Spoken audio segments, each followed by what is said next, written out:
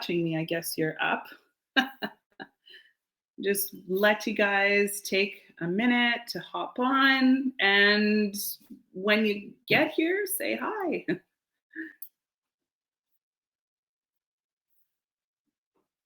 I'm just trying to coordinate my computer with my iPad so that I can see who's commenting.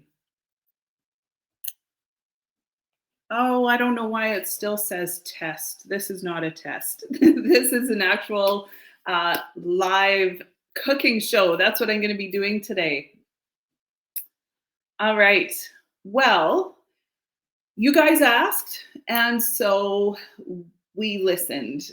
A few of you actually messaged us that you wanted kid-friendly recipes because your kids are getting sick of all the um, vegetables and dip and that kind of stuff, and they want different snacks. And the Healthy Steps Nutrition website has a lot of great snack ideas. But I found a recipe that I thought was really cool. And it's Hulk muffins. So that's what we're going to be doing today. So, Hulk muffins, what are they? Basically, they're spinach muffins, but we don't need to tell the kids that because honestly, it's not about what's in them, it's how we present it. At least with my kids, I know that when I told them that, or when I gave things a new name, they didn't question it as much. So they don't need to know that the green color in these muffins comes from spinach. They're Hulk muffins or Ninja Turtle muffins or whatever. They are, sorry, I'm losing my train of thought. The recipe comes from the Detoxinista. I love her stuff. I've actually made quite a few of her recipes in the past. And what I love about her recipes is that she's committed to having quality ingredients, reduced sugar or no refined sugar, which is what this recipe is. And a lot of her stuff is actually gluten-free. Not everybody here eats gluten-free, but it definitely, this recipe will definitely work for people who need to or choose to eat gluten-free. All right, so I am using a blender. I've got my Ninja here. And yes, you can see I've already got my batter pre-made. I did not want this noisy blender running while we were doing this demonstration. So I've pre-made my batter already. But I don't know if you guys want to get out a pen and paper. I am going to post a link to this recipe. So, you know,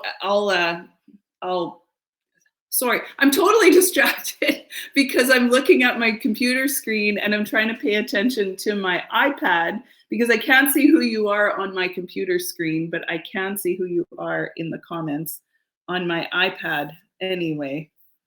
It doesn't matter. So let's go through the ingredients. And you can write them down if you want. If not, then get it from the recipe later.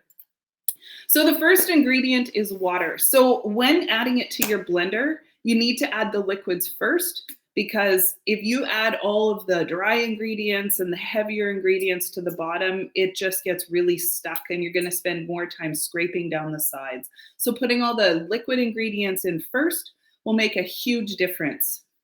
And I only needed to scrape down the sides once, and really it was hardly anything. It was just because I could see there was still a little bit of almond butter on the side. So first ingredient is a 1/4 cup of water. After you add the water, you're going to add a 1/4 cup of honey. Use any honey you want. I always use raw honey from straight from a farm, actually. The honeys that I try to stay away from are some of the commercial honeys that are maybe not totally pure. So I prefer unpasteurized raw honey, but use what you have. After that, you're going to add a 1/4 cup of almond butter. If you want to use peanut butter, you totally can. The recipe calls for almond butter, and I find it's just a little bit more of a subtle flavor. You really don't notice it too much in the recipe. Then you're going to add an egg. After that, you're going to add half a teaspoon of vanilla. Then you're going to add half a teaspoon of salt. Now, I added half a teaspoon of salt, but the recipe actually only calls for an eighth of a teaspoon. But to be honest, I don't know, I felt like that wasn't enough. My mom always said that if you add salt, it makes things taste sweeter. It brings out the natural sweet. So, and I agree with that. So I added half a teaspoon. It is in no way too salty.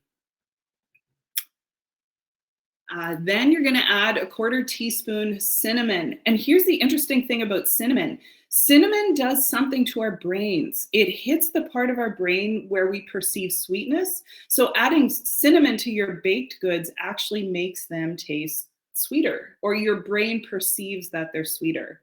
Not only that, cinnamon has a really great antiviral property to it.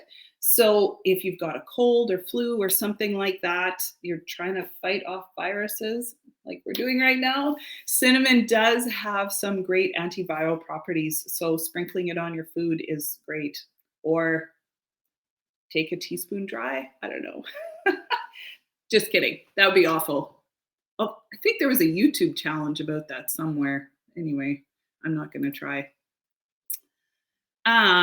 Baking soda, half a teaspoon of baking soda. That's your leavening agent. And I don't know what the difference is between baking soda and baking powder. Maybe one of you knows and you can tell us in the comments. I have no idea. But anyway, it calls for baking soda.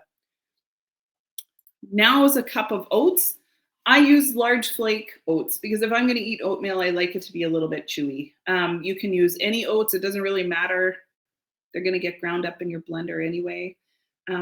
If you need to be 100% gluten-free, obviously you're going to buy gluten-free oats. And oats actually are gluten-free naturally. The reason we have gluten-free oats is because oats can get contaminated from the other grains when they're processed in the plant. So that's why you can get gluten-free oats and regular oats. Next is a banana. So our sweetness in these muffins is coming from the quarter cup of honey and your banana. So, I mean, bananas have lots of potassium and that's great. It's a great source of vitamins and minerals for us. So, and that's providing sweetness as well. So again, less refined sugar. I don't know about you, but kids, when they're cooped up, the more sugar they have, they really do bounce off the walls. So I think it's really important, especially when we're trying to fight off a virus, that we reduce our refined sugar and crappy carbs. I'm not saying all carbs, but crappy carbs, because sugar feeds viruses. We need to reduce our sugar. In fact, I try to live my life as much as I can with zero sugar, except from natural sources like fruit or honey or real raw maple syrup. So it doesn't always happen, but as much as I can, that's how I choose to eat. And I think it's a good habit to teach our kids too. Okay, the most important ingredient, spinach. Now, I just wanted to show you guys the recipe. When you read it online, it calls for 1 to 2 cups. I'm making it with 1 cup because spinach can be a little overpowering with its flavor, and I really didn't want these muffins to have a really strong spinach flavor. So it's adding vitamins, minerals, lots of iron, but I'm going to talk about that in a little bit. I have a beef with spinach in regards to its iron content, but we'll talk about that. I want to talk about how to measure spinach. So the recipe is a 1 cup loosely packed. So I have a handful here and I'm packing it in. Yeah, that's good. It's loosely packed. I don't know if you knew this, but the right way to measure leaf lettuce or any kind of spinach leafy green is actually to firmly pack it. So when you're making a salad, Do this ahead of time so that you know if you're tracking your food in your MyFitnessPal, you know exactly how much you had. Don't just eyeball it until you've gotten used to how much lettuces you're actually eating. But take your measuring cup. You see how when I push down, like my fingers go way down into there. The right way to say to measure your lettuce is to pack it firm so that it's jammed full. That's 1 cup of lettuce. And then dump it on your plate, and you'd be shocked how much that actually is. So some of you may be underestimating how much lettuce you're eating. Unless you're weighing it and going by ounces and grams, then that's totally different. But if you're just using like cups, you need to pack your lettuce into the cup to properly measure it. All right, so that's the last ingredient. Pardon me. Now all you've got to do is blend it. And it takes about 2 minutes of blending. And I don't know if you can see this. It's actually, let's see if you can get, there's still going to be some flakes in there, and you're going to see specks. But I promise you, once they bake up, you don't actually see specks. It just looks like green muffins. And it's pretty runny. Let me just secure this again. I'll take my lid off.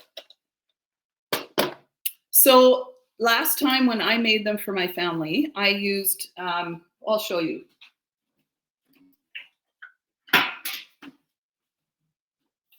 I used these, it's actually a mini tart pan, and the recipe calls for, or she says she used a mini muffin pan. These are actually even smaller than a mini muffin pan, but it made really nice 1-bite Hulk muffins. This time I'm going to be pouring it into my already greased muffin top pan.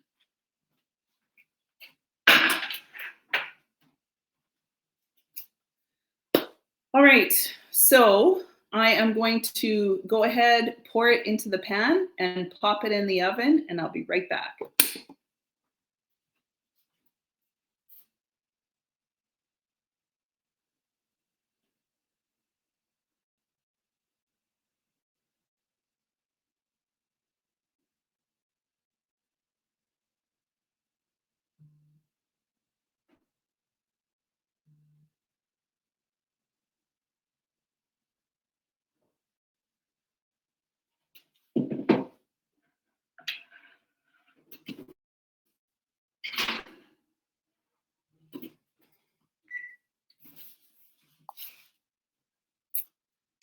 All right, so I put them in there.